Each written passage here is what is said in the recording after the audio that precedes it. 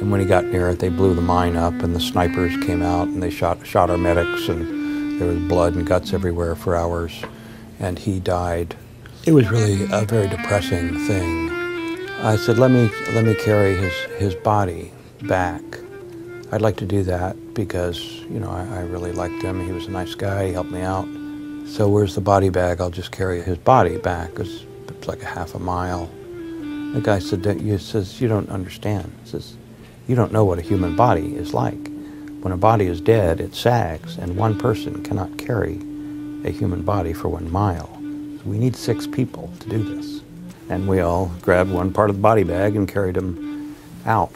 So that was depressing. And I think that was probably the first time I'd seen a dead person.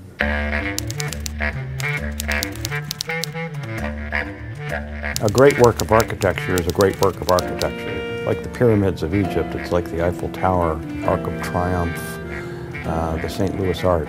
A great piece of architecture will draw people to see it. And the difference between this and the Eiffel Tower is the Eiffel Tower, you want to get back and just enjoy this thing in front of you, you know, and look up.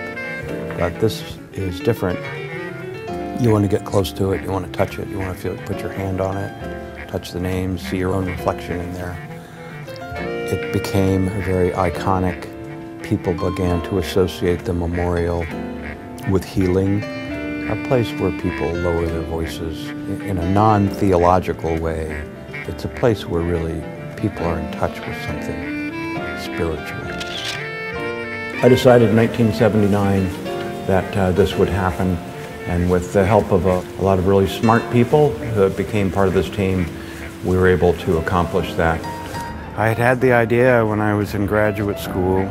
My wife and I went to see the movie The Deer Hunter in 1979.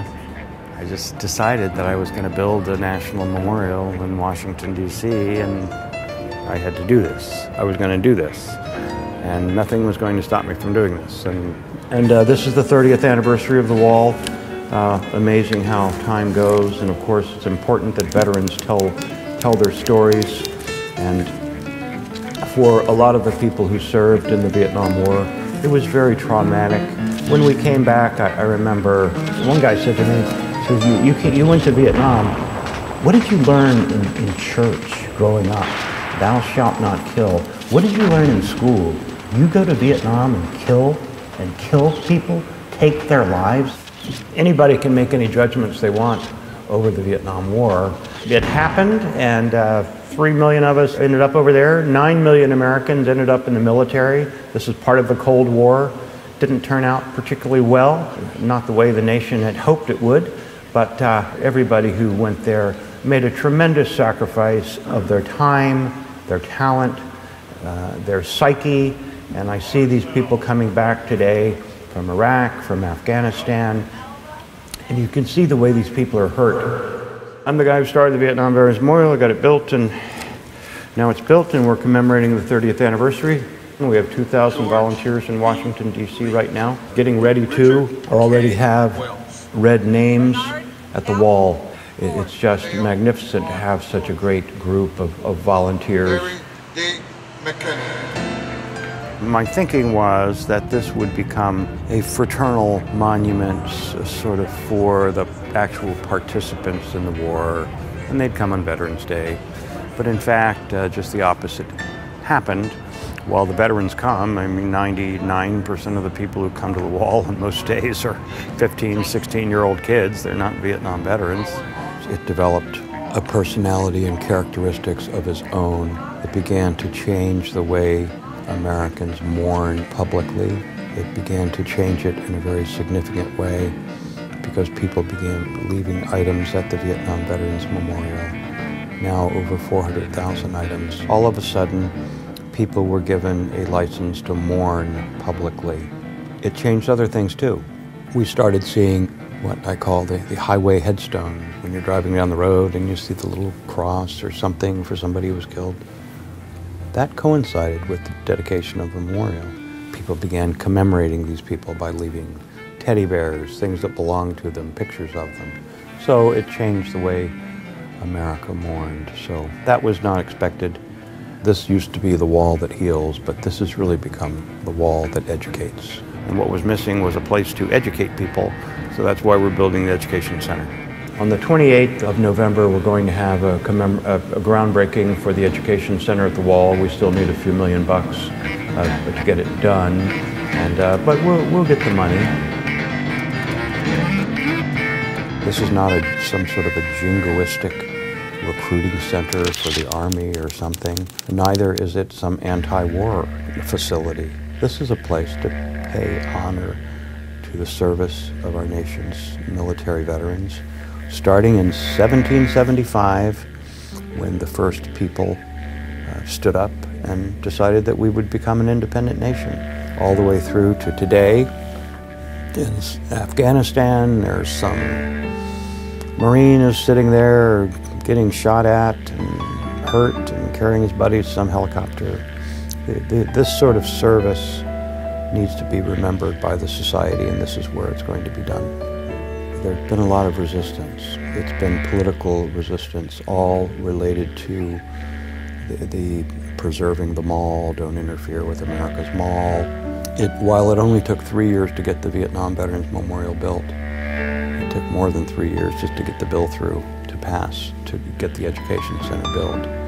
And in order to get this bill passed, a senator, a couple of them actually, said, we're going to put in the bill that they cannot take any federal money and private donors cannot be acknowledged. So we'll make it really, really difficult for this guy to raise money. Once we got the bill through, we spent over a year fighting with some very recalcitrant federal agencies and bureaucrats who said the legislation says at or near the memorial, but at or near the memorial can mean 8, 10, 12 miles away. It doesn't have to be on the mall. Let's put it way somewhere else. Let's put it in some building on the other side of town. So these sort of debates just ate up time, money, and this has been very difficult. I pledge allegiance to the flag of the United States of America and to the republic for which it stands, one nation, under God, indivisible, with liberty and justice for all. He served in combat. He paid his dues. He was devoted to our country. He is an absolute superb patriot, unswerving in his devotion to making every place he goes and every place he's been better because he's been there. He understands completely that a different world will not be made by indifferent people. Jan Scruggs is really and truly a national treasure. It is my high honor to introduce to you the president and founder of the Vietnam Veterans Memorial Fund and a great friend, Jan Scruggs.